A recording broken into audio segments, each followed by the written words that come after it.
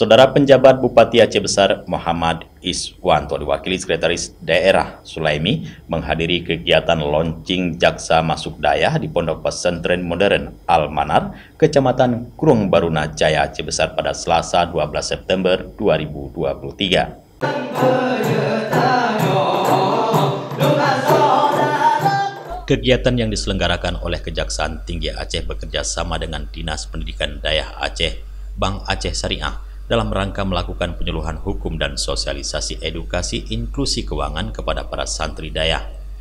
PJ Bupati melalui Sekda Aceh Besar Sulaimi mengapresiasi langkah yang dilakukan oleh Kejaksaan Tinggi Aceh yang masuk ke pondok pesantren untuk memberikan penyuluhan hukum dan sosialisasi edukasi inklusi keuangan hukum kepada para santri.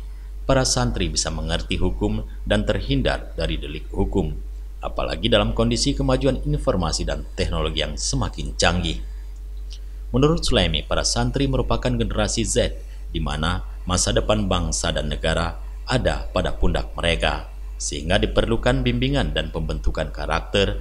Generasi penerus bangsa ini jangan sampai berurusan dengan hukum. Selain itu diharapkan untuk melangkah menuju masa depan dapat berhati-hati dalam bertindak. Sementara itu, Kepala Kejaksaan Tinggi Aceh Bambang Bakhtiar mengatakan ini merupakan program pembinaan masyarakat taat hukum. Sasarannya ada dua, terdiri dari penyuluhan hukum dan penerangan hukum. Subjek dan objek daripada dua kegiatan ini berbeda. Kalau di penerangan hukum lebih ke instansi-instansi terkait, namun untuk penyuluhan hukum lebih ke sekolah, masyarakat hingga para geci. Dari Aceh Besar, Tim Liputan Aceh TV melaporkan.